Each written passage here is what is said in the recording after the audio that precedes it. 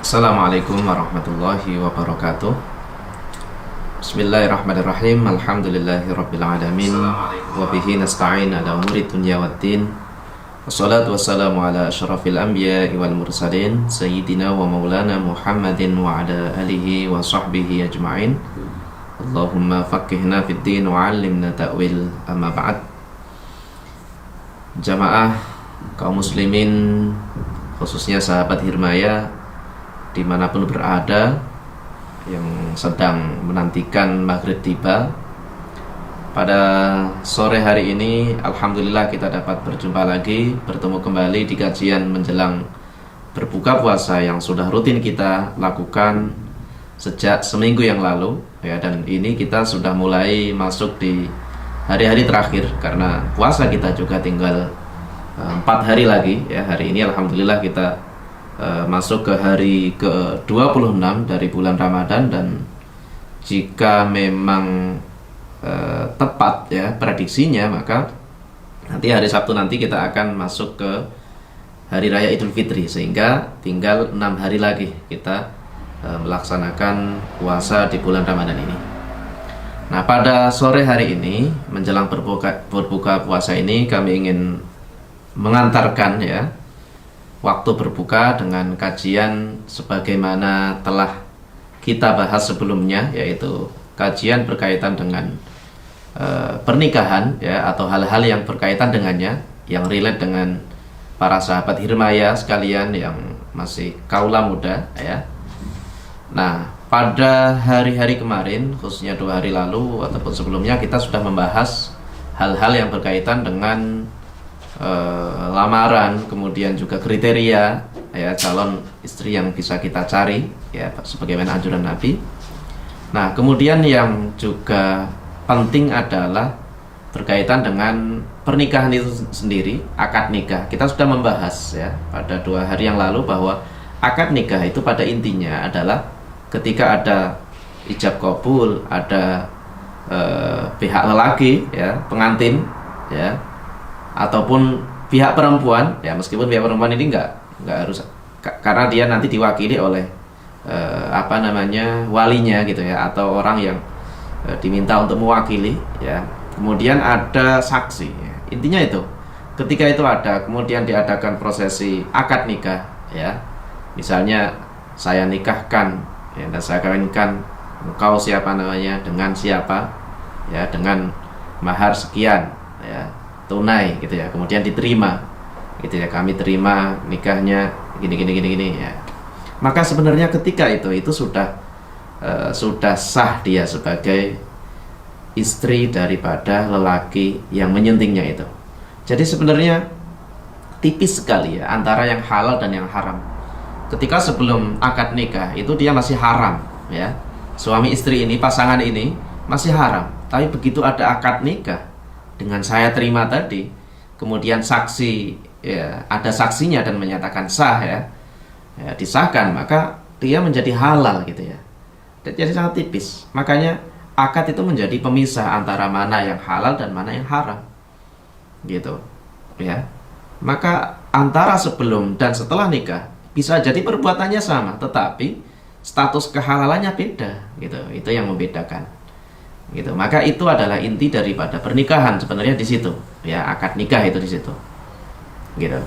Tetapi ada hal-hal lain yang ini menjadi pelengkap ya, pelengkap dari akad nikah itu ya, yang kadang-kadang pelengkap ini justru kadang-kadang dibesar-besarkan oleh kita ya. Apa misalnya ya, yang berkaitan dengan tasyakur atau walimah. Iya, Nabi menganjurkan terkait walimah, iya ya gitu, dan bahkan dalam banyak hadis ya Nabi menganjurkan akan hal itu, dan walimah ini nanti punya banyak manfaat gitu ya. Oke, untuk itu pada sore hari ini kita akan membahas terkait hal itu, yaitu walimah atau tasyakur pernikahan gitu ya. Ada satu hadis ya, yang ini diriwayatkan oleh sahabat Anas bin Malik ya, yang sebenarnya hadis ini panjang, cukup panjang gitu.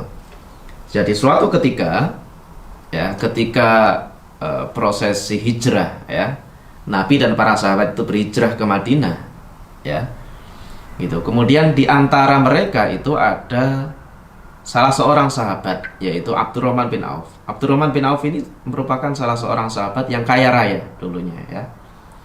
Nah, sahabat Abdurrahman bin Auf ini ikut hijrah ke Madinah. Kemudian setelah beberapa bulan ya, Rasulullah Shallallahu Alaihi Wasallam itu mempertemukan Abdurrahman bin Auf ini dengan Sa'ad bin Ar-Rabi ya, yang merupakan sahabat Ansor ya, yang ada di Ansor, yang di Madinah. Kemudian mereka dipersaudarakan, ta'akho ya, dipersaudarakan oleh Nabi ya. Yang awalnya Abdurrahman bin Auf ini sebagai muhajirin, berasal dari dari Makkah, kemudian dipersaudarakan oleh Nabi dengan Sa'ad bin Ar-Rabi yang merupakan sahabat Ansor dari Madinah ya. Nah, kata Sa'ad begini, aku adalah orang Ansor yang paling banyak hartanya. Nah, kata Sa'ad bin Ar-Rabi, maka aku ingin beri engkau, wahai Abdurrahman bin Auf, separuh hartaku, katanya ya, kata Sa'ad bin Ar-Rabi ya. Nah, itu menunjukkan betapa orang-orang Ansor itu ya menyayangi sahabat-sahabat Nabi yang dari Makkah ya, maka mereka dipersaudarakan gitu. Sampai-sampai Sa'ad ya itu rela memberikan sebagian hartanya untuk Abdurrahman bin Auf yang merupakan sahabat muhajirin. Nah, kemudian kata Sa'ad ya, coba lihatlah ya, setelah menyampaikan keinginan untuk memberikan separuh hartanya, nah, kata Sa'ad, lihatlah di antara kedua istriku, katanya. Jadi Sa'ad bin Ar-Rabi ini punya dua istri.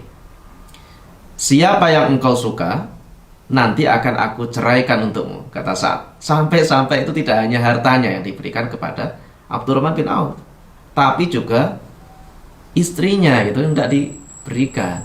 Ya, ini jangan disalahpahami atau dipahami yang enggak gitu ya. Nah, ini menunjukkan betapa dermawannya gitu ya seorang Sa'ad bin Ar-Rabi. Jika ia telah halal, maka nikahilah. Artinya halal itu sudah diceraikan oleh Sa'ad bin Ar-Rabi, maka silahkan engkau wahai Abdurrahman bin Auf untuk menikahi, gitu ya. Nah, itu menunjukkan betapa Sa'ad bin Ar-Rabi ya itu dermawan. Nah, tetapi Abdurrahman bin Auf ini orang yang memang kaya sebelumnya. Di Makkah itu orang yang kaya dia, gitu. Sehingga karena memang dia punya jiwa kaya, kemudian punya mental ya kaya, dan dia mental bekerja ya, pebisnis gitu, maka Abdurrahman bin Auf ini tidak serta-merta terima kasih langsung diterima gitu ya. Tidak demikian gitu. Itu bukan mentalnya Abdurrahman bin Auf gitu. Tetapi apa yang dikatakan oleh Abdurrahman bin Auf ya, kata Abdurrahman bin Auf begini, semoga Allah memberkahi keluarga dan hartamu wahai Sa'ad bin Ar-Rabi ya, tapi maaf, aku tidak membutuhkan itu. Mohon maaf Sa'ad bin Ar-Rabi ya, hartamu dan juga tadi ya menawarkan istri yang ingin diceraikan untuk diberikan kepada Abdurrahman bin Auf, tapi mohon maaf Sa'ad bin Ar-Rabi, saya tidak butuh itu, katanya ya, saya tidak membutuhkan hal tersebut, dua hal itu ya. Tapi begini saja wahai Sa'ad bin Ar-Rabi, apakah ada pasar yang sedang melangsungkan transaksi jual beli hari ini? Coba tunjukkan aku pasar gitu ya. Ada nggak pasar yang hari ini rame atau sedang pasarnya gitu ya, sedang harinya? Karena kalau di kita itu kan ada pasar yang ramenya atau hidupnya itu di hari-hari tertentu misalnya. Coba pasar mana yang sekarang lagi rame ya, kata Abdurrahman bin Auf. Kemudian ditunjukkan oleh Sa'ad, oh itu ada pasar Qainuqa namanya gitu ya. Setelah ditunjukkan bahwa pasar Qainuqa itu sedang buka hari ini, maka kemudian segera Abdurrahman menuju pasar tersebut ya. Dia kemudian menenteng keju dan juga minyak samin untuk dijual ya. Dia mulai nih jiwa bisnisnya itu keluar ya, kemudian berjualan di sana gitu. Nah, dia lakukan terus menerus itu pada hari-hari berikutnya ya. Dia selalu untung karena memang jiwa bisnisnya itu ada, udah punya bekal itu, dan mental kayanya itu juga dia punya gitu ya. Karena di Makkah juga dia orang yang demikian, orang yang kaya dan pebisnis gitu. Sampai pada suatu hari ya, Abdurrahman bin Auf ini mengenakan pakaian yang bagus, yang penuh aroma wewangian Jadi suatu ketika setelah seiring dengan berjalannya waktu, Abdurrahman bin Auf ini ternyata dia mengenakan pakaian yang bagus dan wanginya itu semerbak, ya, wanginya semerbak. Nah, ketemulah Nabi saat itu, ya. Nabi melihat sampai-sampai ada bekas warna kuning di baju Abdurrahman bin Auf. Ya, warna kuning ini menunjukkan bahwa ia sedang memakai minyak wangi, ya, dengan aroma bak pengantin, gitu ya. Jadi dia memakai wangian dan wangiannya ini khas pengantin, gitu ya. Curigalah Nabi, lalu kemudian bertanya, gitu, ada apa denganmu wahai Abdurrahman bin Auf? Kamu mau menikah? Kata Nabi. Ya. Nah, wahai Rasulullah, saya malah sudah menikah. Tidak hanya sedang mau menikah, tapi saya sudah menikah. Ya. Nah, Nabi ini kemudian bertanya-tanya kapan dia menikah. Enggak ada info, gitu ya. Tahu-tahu dia sudah menikah, gitu. Ya, dia kemarin-kemarin nggak ada kabar-kabar kalau dia mau menikah, ya, katanya. Ya. Nah, kemudian ditanya oleh Nabi selanjutnya Nabi bertanya, ya, kamu nikah dengan siapa, gitu ya, dan dengan mahar kawin apa, maharnya, mas kawinnya apa wahai Abdurrahman bin Auf, gitu ya. Nah, kemudian Abdurrahman bin Auf ini menjawab, ya, aku menikahi seorang wanita Ansor dengan mas kawin sebutir emas, katanya. Ya, ini udah kaya dia, ya. Mahyam au mah qala tazawwajtu imra'atan ala wazni nawatin min dhahab, katanya. Ya, itu kata Nabi, kata Abdurrahman bin Auf demikian. Saya sudah menikah dengan seorang wanita Ansor dengan mas kawin berupa sebutir emas, katanya. Gitu. Nah, emasnya ini dalam banyak riwayat nanti dikatakan, ya, senilai 5 dirham, gitu ya, 5 dirham. Nah, itu nggak tahu berapa, dikira-kira aja, ya. Nah, mendengar kabar itu Rasulullah tentu gembira dong, karena mendengar seorang sahabat, ya, beliau, ya, yang dibawa dari Makkah, yang ikut hijrah itu, kemudian dia bisa mandiri, punya uang, kemudian mampu menikah, gitu. Tapi kata Rasulullah, ya, kenapa kok nggak ada kabar, gitu ya, nggak ada kabar, kok tahu-tahu sudah menikah, ya. Nah, ketika mendapat jawaban tadi, ya, dengan mahar sekian, nah, kata Rasulullah begini, Rasulullah berdoa, ya, barakallahu laka, ya, semoga Allah memberkati engkau wahai Abdurrahman bin Auf, ya. Hanya saja, ya, masih ada hal yang mengganjal di hati Rasulullah. Apa? Ya, kenapa kok nggak ada info, gitu ya? Kenapa kok diam-diam? Ya, dia tidak mengumumkan. Ya, Abdurrahman bin Auf ini diam-diam. Nah, karena itulah kemudian Rasulullah menasihati Abdurrahman bin Auf. Wahai Abdurrahman bin Auf, ya, aulim walau bisyatin, kata Nabi. Aulim walau bisyatin. Coba adakan walimah wahai Abdurrahman bin Auf. Ya, meskipun dengan seekor kambing, ya. Coba adakan tasyakur, gitu ya. Coba adakan walimah, gitu ya, walimah. Ya, walimah juga sudah menjadi bahasa Indonesia, gitu. Coba adain, gitu. Meskipun itu dengan satu kambing, walau bisyatin, ya. Nah, satu kambing itu bagi orang Arab, ya, kecil, gitu. Artinya apa? Coba rame-ramein, ya, tasyakur lah, adain tasyakuran, ya, mayoran, gitu ya, syukuran, meskipun dengan masak yang, nah, kalau di sini misalnya di Indonesia, meskipun masak satu ayam misalnya, nggak apa-apa, yang penting adain, gitu. Nah, dari sinilah kemudian syariat walimah itu disunahkan, ya. Jadi dalam Islam itu walimah, ya, disebut dengan walimatul urus. Jadi walimatul urus itu tasyakuran pernikahan, ya, itu disunahkan, ya, karena hadis ini tadi, aulim walau bisyatin, ya, adakanlah walimah meskipun dengan satu ekor kambing, gitu. Meskipun sedikit nggak apa-apa, yang penting adakan, gitu. Kenapa demikian? Karena walimah ini nanti banyak apa, ya, banyak hikmahnya, ya, dalam walimah itu.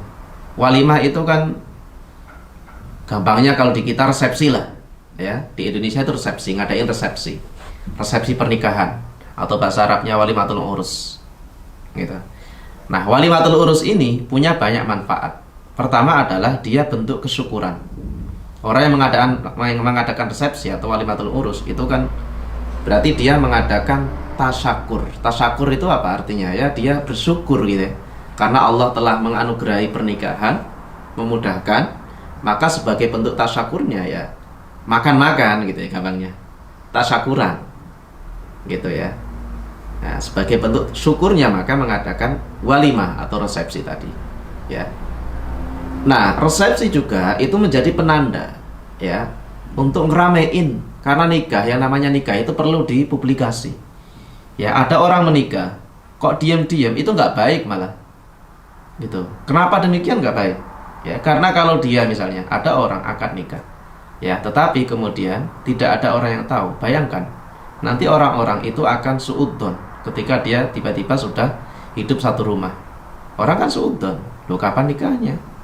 Gitu. Maka dianggap zina bisa jadi nanti. Padahal dia sudah nikah. Itu maka diantara manfaatnya walimah itu sebenarnya adalah untuk mengumumkan gitu. Karena Nabi memang menganjurkan ya, a'linu an nikah, umumkan nikah. Ya. Gitu. Bahkan dalam hadis atau riwayat yang lain itu disuruh mengumumkan dengan bidufuf, dengan rebana. Gitu. Biar orang-orang tahu. Sehingga dari sini juga nanti dapat dipahami bahwa nikah, ada orang kok nikah siri, itu tidak sesuai dengan spirit dari hadis Nabi ya, yang memerintahkan untuk mengumumkan pernikahan. Nggak sesuai dengan spiritnya. Karena spirit hadis Nabi justru malah memerintahkan untuk pernikahan, untuk mengumumkan pernikahan itu dengan cara walimah atau resepsi tadi. Maka orang nikah siri yang diam-diam, nggak ada orang yang tahu, itu nggak sesuai dengan spirit tersebut. Gitu. Sehingga dari sini kemudian di sebagian ulama kita di Indonesia itu mengatakan bahwa nikah siri itu nggak sah, gitu ya. Nggak sahnya kenapa ya? Karena dia banyak madorotnya. Madorotnya apa misalnya? Ya, madorotnya itu misalnya tidak tercatat. Nanti kalau tidak tercatat ya, itu akan bermasalah di kemudian hari misalnya. Atau misalnya nikah siri itu karena dilatar belakangi misalnya poligami misalnya, diam-diam biar nggak tahu istri pertamanya misalnya, atau hal-hal lain yang membawa kemadorotan, sehingga ada sebagian ulama di Indonesia ya, dia itu yang tidak setuju, menganggapnya tidak sah, gitu ya, tidak sah karena tidak sesuai dengan spirit keislaman ya. Meskipun kita juga tahu bahwa ada kok yang nikah siri itu tujuannya juga kebaikan, ada yang seperti itu ya, bukan untuk diam-diam gitu, bukan untuk diam-diam tujuannya, tapi untuk kebaikan, ada yang seperti itu gitu. Maka itu dapat dipahami ya, karena memang ya tidak sesuai dengan spirit keislaman. Maka kalau pengen seperti yang diajarkan oleh Nabi ya, kita menikah, setelah menikah kemudian diadakan resepsi, diadakan makan-makan gitu ya. Makan-makannya itu meskipun bisa jadi ya makan-makannya kecil gitu ya, mengajak sekeluarga saja atau mengajak orang sekampung saja, itu gak masalah, yang penting adakan gitu, walau bisatin kata Nabi gitu, yang penting adakan. Nah itu mengenai anjuran untuk mengadakan walimah. Nah kita lihat kemudian dalam realitanya di Indonesia, Nabi dalam hal walimah ini ya tidak pernah menyebutkan nominal harus sekian. Yang ada malah Nabi itu walau bisatin, meskipun satu kambing, artinya sederhana gitu. Tapi kalau kita lihat fenomenanya di Indonesia, kadang-kadang kita melihat di sebagian tempat itu mengadakan walimahnya itu besar-besaran gitu ya, besar-besaran, mewah ya. Bahkan kadang-kadang ada yang sampai berapa hari gitu ya, 1, 2, 3 ya. Nah kalau mengikuti sunnah yang dibolehkan itu sebenarnya ya tergantung nanti. Tergantung, karena ini kan bagian dari cara mengekspresikan kesyukuran gitu. Sebenarnya sah-sah saja. Yang penting tidak ada unsur unsur membawa madorot gitu ya. Membawa madorot. Kalau orangnya kebetulan mampu, orang kaya, kemudian ngadain, dia punya relasi banyak, tamunya banyak, sehingga harus sampai 1, 2, 3 hari misalnya, karena kalau sehari itu nggak cukup misalnya, ya itu sah-sah saja, silahkan, nggak apa-apa gitu ya, nggak apa-apa seperti itu. Nah, tetapi kalau misalnya nih, dia secara finansial tuh nggak mampu, kadang-kadang ya, nggak mampu, udah gitu, kadang-kadang ya membebani calon suami kadang-kadang ya. Meskipun ini ya sah-sah saja, namanya gotong royong ya, gitu. Nikah ada resepsi gotong royong antara suami istri itu sah-sah saja, gitu. Namun kalau misalnya sampai membebani suami ini sebenarnya ya pas-pasan misalnya, kemudian gara-gara dibebani untuk misalnya dari pihak istri, kamu sediakan uang sekian untuk kebutuhan resepsi misalnya, lalu kemudian itu di luar nalar atau di luar logika kemampuan si suami misalnya, dan gara-gara itu suami kemudian mundur, itu kan sayang, kasihan gitu ya, padahal si calon mempelai ini sudah siap, sudah matang, sudah cocok gitu, gara-gara itu kemudian dia mundur gitu, itu kan kasihan gitu, hanya gara-gara masalah hal yang sifatnya sunnah, bukan yang inti. Karena yang inti itu kan nikah, kemudian setelah itu ya hidup bersama, itu yang inti malah justru. Adapun walimah itu ya sunnah saja, dan sunnahnya pun juga tidak harus yang mewah-mewah, yang besar-besaran gitu. Nah sayangnya di kalangan kita itu kan ada semacam gengsi kadang-kadang, kalau nggak diadain besar-besaran itu gengsinya tuh terlalu tinggi gitu, sehingga kayaknya kok nggak enak, kayaknya kok nggak afdol, kayaknya kok nggak gimana gitu ya, sehingga akhirnya memaksakan utang-utang ya, kalaupun nggak utang akhirnya mundur tadi ya, mundur teratur calon suaminya, itu kan kasihan. Yang ada ketika habis mengadakan walimah itu kemudian utangnya banyak misalnya, itu kan malah memberatkan gitu ya, malah memberatkan, sehingga sebenarnya spirit walimah itu bukan untuk seperti itu, bukan untuk memberatkan, tetapi hanya sekedar syukuran, orang tahu, itu aja sebenarnya itu. Tapi gara-gara gengsi ya, gengsi dengan tetangga, gengsi dengan orang lain, atau pengen kelihatan wah misalnya, kadang-kadang kok memaksakan jadinya. Nah, memaksakan ini yang tidak tepat, sehingga menurut saya di Indonesia ya, tradisi memaksakan harus sekian itu saya kira ya, jangan kemudian itu menjadi tradisi yang seolah-olah harus gitu ya. Ya banyak kok misalnya di beberapa tempat itu, di sini misalnya itu sekian gitu ya. Kadang-kadang kebutuhan untuk pernikahan, untuk resepsi itu butuh 100 juta misalnya, ternyata malah maharnya itu kecil banget, itu kan jadinya nggak imbang. Padahal yang lebih inti itu malah sebenarnya ya mahar itu gitu ya. Ya nggak apa-apa walimahnya gede, tapi ya juga harus imbang dong dengan maharnya, juga jangan kecil banget gitu ya. Nah ini hal-hal yang saya kira ya patut menjadi pencermatan bagi kita semuanya ya, tradisi-tradisi di sebagian tempat yang menurut saya ya akhirnya itu seolah-olah menjadi kewajiban, itu nggak baik gitu ya. Seolah-olah itu menjadi kewajiban, itu nggak baik, mewajibkan calon suami harus punya sekian juta untuk kebutuhan pernikahan. Ya kalau itu dia mampu nggak apa-apa, tapi kalau nggak mampu itu loh khawatirnya, itu nggak mampu akhirnya maksa-maksain utang-utang, dan itu malah menjadi menjadi utang ya, menjadi masalah di kemudian hari, menjadi masalah setelah menikah. Bukannya dia bahagia menampakkan kesyukurannya, malah menanggung hutang yang sekian banyak, itu kan kasihan gitu. Nanti setelah nikah bukannya dia membangun hidup rumah tangga dengan istrinya dengan wajar, dengan bahagia, tetapi malah harus menyicil utang pelan-pelan yang itu gede sekali ya, itu kan kasihan ya seperti itu, baik itu dari pihak lelaki ataupun dari pihak keluarga perempuan gitu, itu nggak baik ya. Nah kemudian ada juga di sebagian kita ya, mungkin di tempat saya ataupun di tempat para kaula muda sekalian ya, para jamaah sekalian, itu ada semacam iuran kadang-kadang ya, iuran. Misalnya ketika keluarga A ini ngadain walimah, kemudian disupport oleh keluarga B, keluarga C, bahkan keluarga B, keluarga C ini nitip misalnya gitu ya, nitip, saya nitip nanti nikahnya si A ini, saya nitip misalnya gula ya berapa kilo misalnya.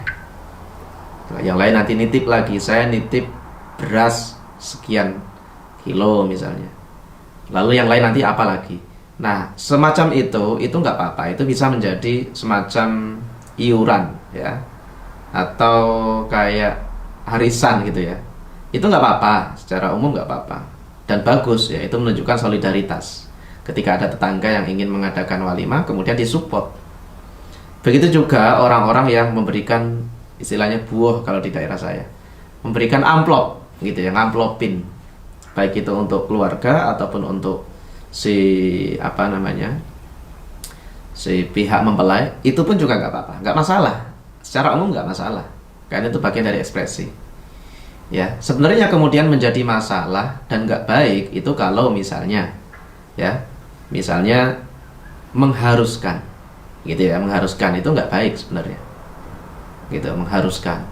Atau misalnya begini, ada lagi yang orang diundang ya untuk mendatangi pernikahan, gitu ya, untuk mendatangi pernikahan. Kan nanti kemudian ketika mendatangi ini ngamplopin umumnya.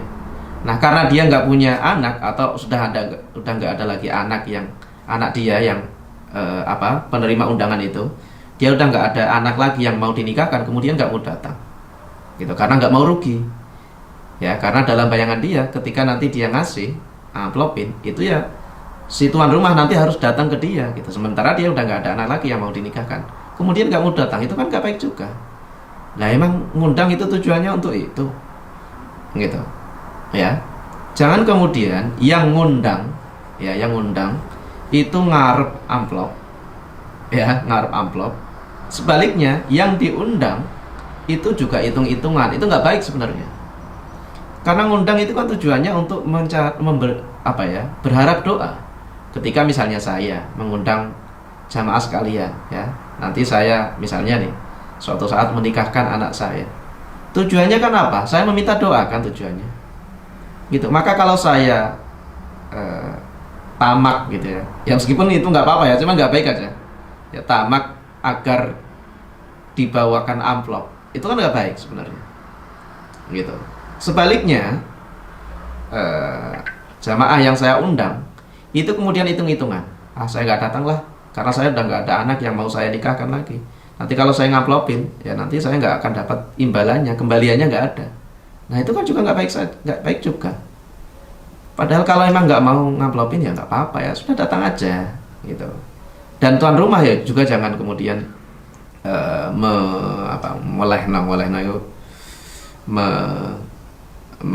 istilahnya ya, mengungkit-ungkit ya. Kok nggak bawa amplop? Jangan demikian juga, gitu. Jadi jangan sampai kemudian hal yang inti berupa undangan biar memberikan doa itu kemudian hilang, ya, malah justru yang ada itu hitung-hitungan, gitu, yang dipikirkan. Jangan sampai demikian, gitu. Kalau kita punya biaya ya sudahlah, biaya itu harus kita relakan memang untuk ngadain acara resepsi, itu bentuk syukuran kita. Nanti Allah yang akan ganti. Kalau kita nggak punya biaya yang banyak, ya semampunya lah, seberapa, gitu ya, semampunya. Jangan kemudian itu jadi semacam transaksi, gitu ya. Dalam resepsi itu menjadi semacam transaksi. Yang ngadain tuan rumah itu berharap ya nanti dapat buahan tadi ya, dapat amplop. Yang datang itu juga hitung-hitungan biar nanti dapat kembalian, gitu ya, ketika dia ngadain nikahan anaknya. Kalau ketika nggak ada anak kemudian nggak mau datang, ya itu nggak tepat seperti itu. Sama halnya orang-orang yang tadi memberikan sumbangan di awal, ya istilahnya kalau di saya itu di daerah saya, jadi kayak membantu dalam bentuk iuran, gitu ya. Nah, saya iuran ini nih sekarang, nanti tuan rumah itu ngembaliin. Nah, itu juga baik, nggak apa-apa, itu sebagai bentuk gotong royong. Tetapi juga jangan lama-lama, gitu. Kan nanti misalnya ya, saya atau jamaah sekalian, saya ngadain acara pernikahan anak saya. Kemudian jamaah sekalian nitip anggaplah gula 10 kilo ya untuk acara di tempat saya, gitu. Nah, berarti kan saya nanti juga mengembalikan 10 kilo. Nah, kalau jaraknya ini terlalu lama, misalnya sampai berapa tahun, misalnya 10 tahun, nah harga gula kan bisa naik tinggi. Nah, itu kan nggak pas kayak gitu, ya, jadi terlalu lama. Nah, terlalu lama ini kan ya harga sudah berubah gitu, sehingga nanti saya butuh effort yang lebih tinggi, butuh modal yang lebih banyak ya untuk bisa membeli 10 kilo gula itu. Maka kalau gitu ya baiknya ya dia ikut nyumbang itu ketika anaknya yang mau nikah nanti itu juga tidak lama-lama gitu ya, entah misalnya dalam tahun depan misalnya gitu, sehingga itu tidak memberatkan si tuan rumah yang nanti akan mengembalikan atau menyumbang dengan hal yang serupa gitu ya. Nah itu walimah itu seperti itu ya, ngadain walimah jadi tasyakur gitu. Jadi tasyakur ini Nabi tidak pernah memberikan standarnya harus sekian, itu enggak, malah yang ada itu Nabi memberikan seminimalis mungkin kalau memang enggak mampu ya, walau bisatin, yaitu meskipun dengan seekor kambing ya, itu sudah cukup. Sehingga dari situ jangan kemudian ini menjadi beban atau menjadi transaksi tadi ya gitu ya, atau malah mengaburkan esensi atau tujuan awal daripada diadakannya walimah tersebut ya. Sayangnya hal semacam ini karena sudah menjadi budaya, kemudian seolah menjadi sebuah keharusan, ditambah lagi ada gengsi. Nah itu repotnya itu seperti itu, sehingga yang ada menjadi salah kaprah gitu ya, tujuan awalnya nggak kena, yang ada malah tujuan-tujuan yang sifatnya itu tidak tepat gitu ya. Itu yang perlu dicermati dari mengadakan walimatul urus atau resepsi tadi ya dalam pernikahan seseorang. Nah itu mengenai resepsi.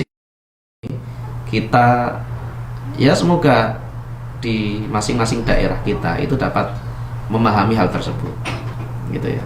Jangan sampai kemudian hal yang sifatnya tadi saya katakan bahwa walimah ini sunnah, jangan sampai kemudian menjadi beban tersendiri yang ngalah-ngalahin intinya gitu ya. Intinya pernikahan itu ya, ngalah-ngalahin pernikahan itu ya. Justru yang lebih penting adalah pernikahan antara mempelai ya, laki-laki maupun perempuan, itu lebih penting daripada sekedar ngomongin atau wah-wahan berkaitan dengan walimah. Itu malah tidak baik seperti itu.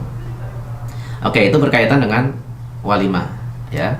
Tapi apapun itu ya, yang penting ya tadi kembali lagi bahwa sebagaimana yang dikatakan oleh Nabi ya, walimah kita adakan meskipun sesimpel mungkin, seminimalis mungkin ya. Kalau kita mampu silahkan ya, semampu kita. Tapi juga berlebihan juga nggak baik ya. Mentang-mentang kita orang kaya ya, kemudian ngadainnya itu berlebihan, sementara di samping-samping kita itu orang-orang yang tidak berpunya, itu kan bisa menyakiti juga ya. Dia jor-joran untuk acara walimah ya, sedangkan tetangganya itu sedang kekurangan gitu, itu kan nggak baik juga ya. Demikian halnya kalau kita tidak banyak harta ya, jangan memaksakan untuk yang wah, karena itu malah justru akan menyusahkan kita sendiri dan itu maldharat ya. Baik, karena sudah saatnya waktu berbuka ya, kita cukupkan untuk pertemuan kajian jelang buka puasa pada sore hari ini. Saya ucapkan selamat berbuka puasa. Kita akhiri dengan doa kafaratul majelis. Subhanakallahumma bihamdika asyhadu an la ilaha illa anta astaghfiruka wa atubu ilaik. Wassalamualaikum warahmatullahi wabarakatuh.